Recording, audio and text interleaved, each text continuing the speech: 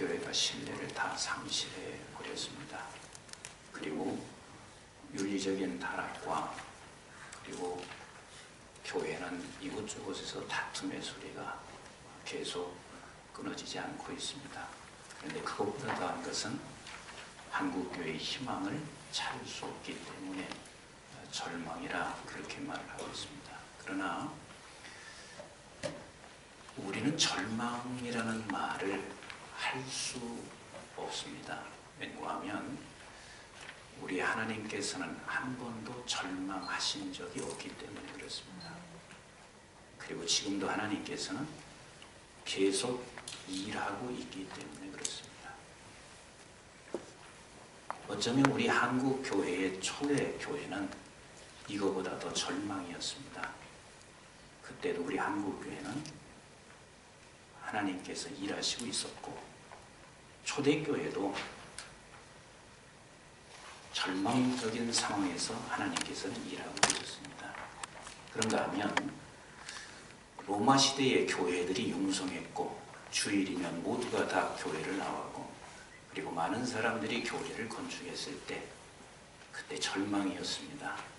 그러나 그 절망의 때도 일을 하고 있어서 종교개혁이라고 하는 엄청난 일을 하나님께서 일을 이루고 있었습니다. 1800년대 중반을 넘어 후반에 이르기까지 영국 교회는 교회들마다 4부 예배, 5부 예배를 계속해서 드리고 있었습니다. 그런데 교회는 부패했습니다. 모두가 다 절망적인 상황이었을 때 그때도 우리 하나님은 일하시고 계셨습니다. 지금 한국교회가 절망이라고 하지만 오늘 이렇게 이 자리를 모이고 있다고 하는 그 자체가 하나님께서 일하시고 있음으로 말미암아 결국은 이제 외형이 아닌 복음의 본질로 돌아가고 회복시키게 하기 위한 하나님께서 일하시고 있는 놀라운 지금 시점에 서 있다고 저는 그렇게 확신하고 있습니다. 한 3주 전이었습니다. 필립 얀시라는 분이 한국을 다녀가게 됐습니다. 근데 이 필립 얀시가 이렇게 교회를 아주 정확한 예를 들어서 이런 예를 들었습니다. 유럽의 교회는 이혼한 위기에 있고 미국의 교회는 결혼한 지 25년 된 은혼식에 가 있고 우리 한국 교회는 신혼을 마치는 상태다. 아주 적합한 예라고 저는 그렇게 생각이 됩니다. 근데 신혼을 마쳤으면 이제 우리는 이혼의 위기로 가지 않기 위해서 우리가 해야 할 일은 무엇이냐면 이제는 성숙함으로 가는 것. 성숙할 때만이 신혼의 위기에서 벗어나고 그리고 이혼으로 가지 않는 그런 길이라고 보고 있습니다. 그러면 성숙으로 가는 길은 개혁과 갱신의 변화가 없이는 결단코 그 성숙은 의미도 없고 성숙이 있을 수가 없습니다. 그럼 개혁이라고 하는 것이 무엇입니까? 개혁이라고 하는 것은 우리가 진리로부터 벗어난 것을 그것을 다시 진리로 돌아오는 것 혹은 가리워졌던 그 진리를 우리는 찾아 다시 진리로 돌아오는 것 이것이 개혁이라면 갱신이라고 하는 것은 그 진리를 가지고 좀 더 진리되게 만들어 가기 위하여 이 상황 속에서 틀의 변화를 만들어 진리를 진리되게 만드는 것이 갱신이라 그리 말하고 싶습니다. 오늘 종교개혁 500주년을 앞두고 이런 행사를 하고 있습니다.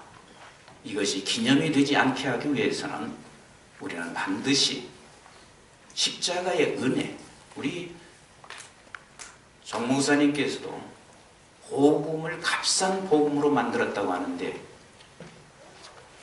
십자가의 은혜의 이 복음의 본질을 우리가 다시 회복하지 아니하면 우리 한국교회는 어쩌면 앞으로 하나님이 지금 하시고자 하시는 놀라운 일들을 우리는 지금 멈추고 있을지도 모르겠습니다.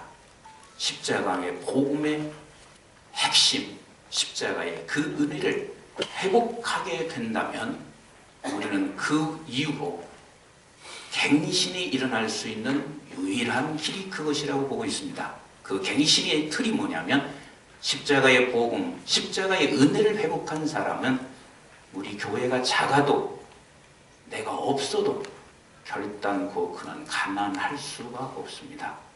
그는 부유한 자입니다.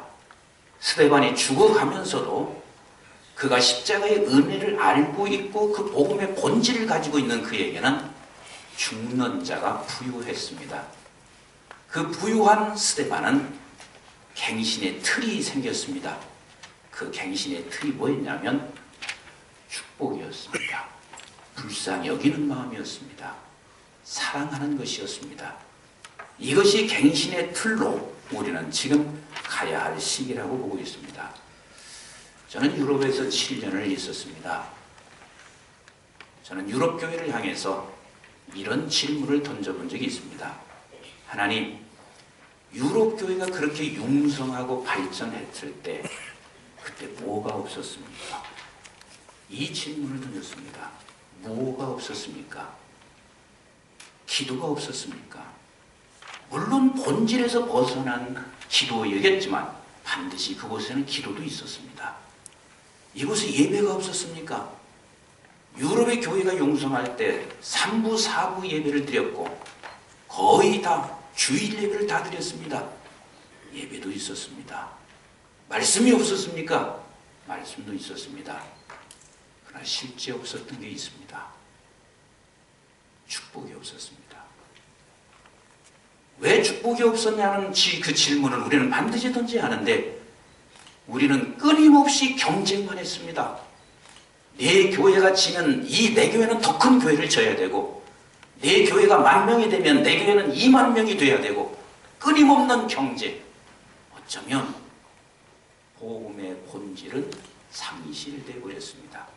십자가의 은혜가 있었으면 어쩌면 그런 경쟁보다는 다른 교회를 끝없이 축복했을 것이며 세상을 계속해서 축복했을 것이며 나를 핍박하는 자들을 계속하여 축복했고 하나님 저에게 하나님께서 은혜를 베풀어 달라고 불쌍한 마음으로 기도할 수밖에 없었을 것입니다.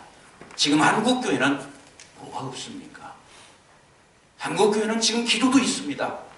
물론 본질에서 벗어난 기도 있을 수 있습니다. 지금 한국교회 예배도 있습니다.